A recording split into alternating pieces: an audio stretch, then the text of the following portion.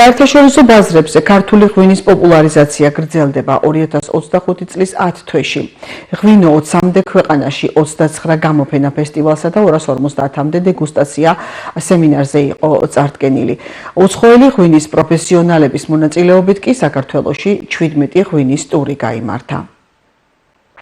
ღვინის ეროვნული სააგენტოს ორგანიზებით წლის განმავლობაში ქართული ღვინო წარდგენილი იყო საერთაშორისო ბაზრებზე 20-მდე ქვეყანაში დაახლოებით 300-მდე ღონისძიებაზე.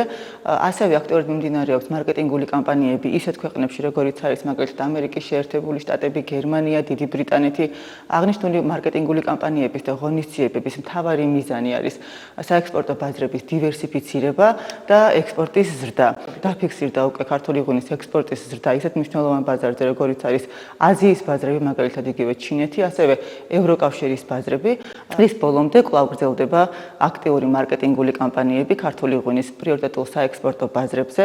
განსაკუთრებით აღსანიშნავია, რომ მეოთხე კვარტალი მნიშვნელოვანია საერთაშორისო ბაზრებზე გაყიდვების კუთხით, სწორედ ამიტომ ღვინის ეროვნული სააგენტოს მარკეტინგული კამპანია მეოთხე კვარტალში მიმართული იქნება უფრო მეტად გაყიდვების ზრდის ხელშეწყობისკენ.